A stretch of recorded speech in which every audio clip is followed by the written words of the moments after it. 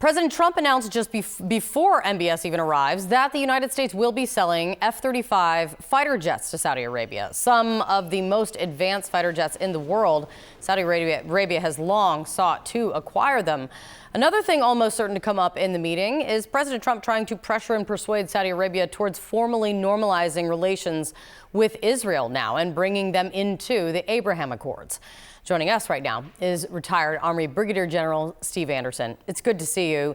Let's talk about the F-35s. These jets Saudi Arabia has long sought. It's seen as a controversial move because, among other things, Israel has concerns, as they're the only other country right now in the region with these jets. What do you think of this move, the sale of them from the Trump administration, how it could potentially impact the balance of military power in that region?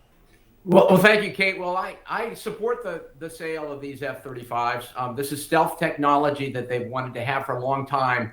I believe that it will contribute to peace in the region. I mean, it's so important that we continue to support, of course, the rebuilding of Gaza, but not only Gaza, but we need to think about Syria as well. And of course, Lebanon. Lebanon's trying to get rid of Hezbollah. So to the extent that these F-35 can contribute to security within the region, I think that's a really good thing. However, my concern is the balance of power. We would need to make sure that Israel maintains the upper hand and they have more advanced technology in those F-35s, because this is stealth technology, very, very powerful.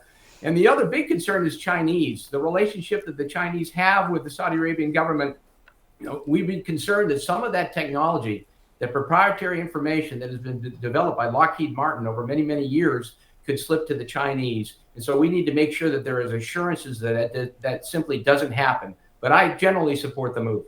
Well, and talk about that, because the Defense Intelligence Agency has raised concerns that China would acquire the tech of the F-35 technology.